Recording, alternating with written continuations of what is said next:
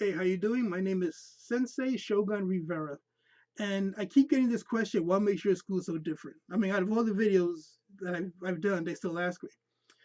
I would say that I visited a lot of schools because I really wanted to get a good grasp on how to run a school. First of all, the business side of it to make sure that the paperwork is right. I have my foundation, I have my insurance, and everything. That's okay. But I also looked at the ideologies of these schools. And I have to tell you, a lot of the schools are run like 100% business.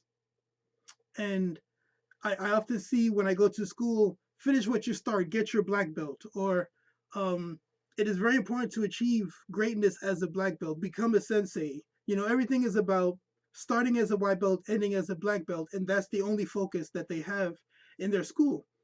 And it is good. It's good to an extent and not to offend any schools, but I don't think that that is really what martial arts is to me.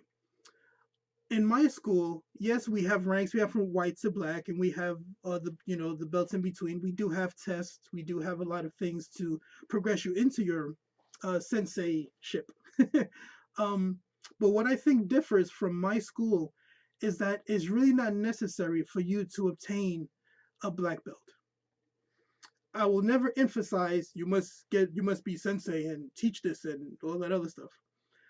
I've learned by talking to people that have been in martial arts school that 6 out of 10 people really did not go there to achieve a black belt per se.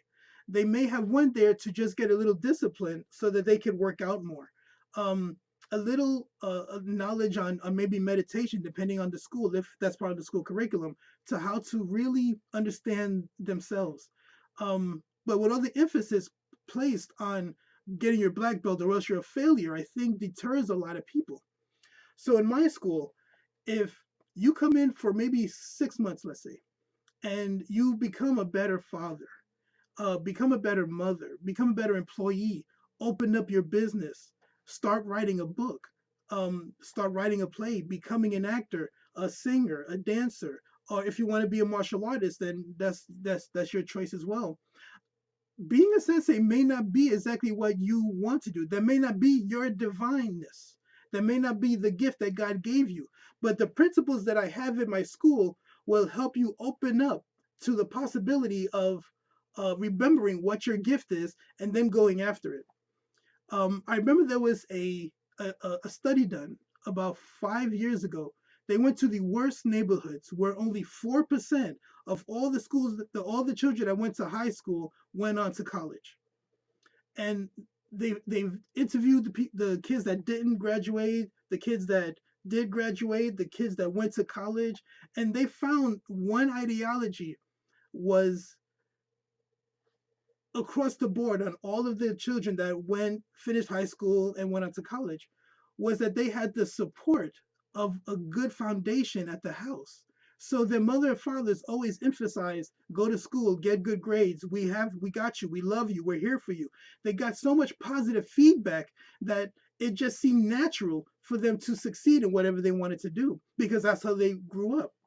I think humans, I think that adults are the same way that if they had the right foundation and they had the right people behind them and they had the people that would always speak life into their dreams, always speak life into their possibilities, always speak life into themselves, then there's nothing that they can do but achieve.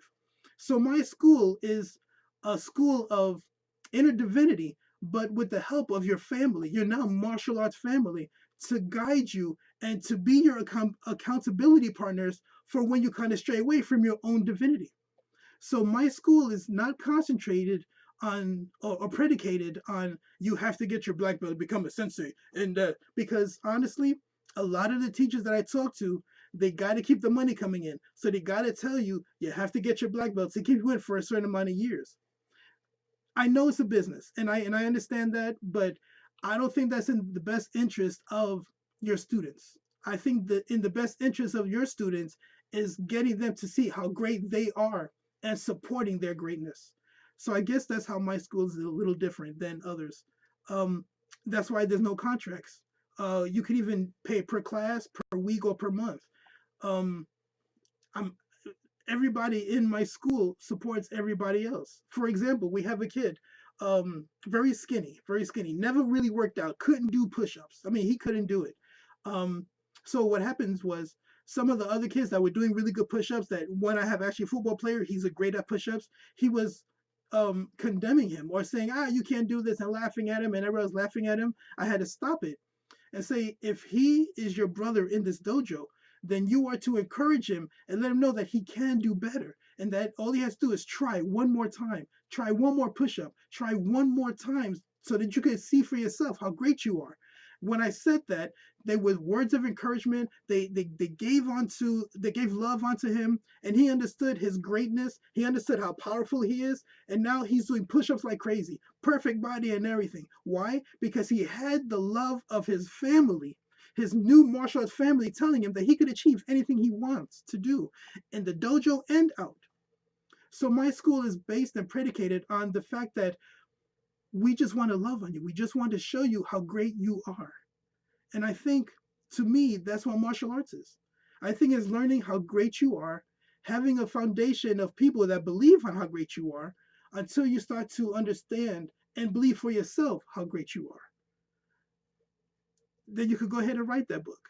Go ahead and be that dancer. Go ahead and be that policeman, fireman, whatever is in your heart to be, that everybody in your past said you couldn't be.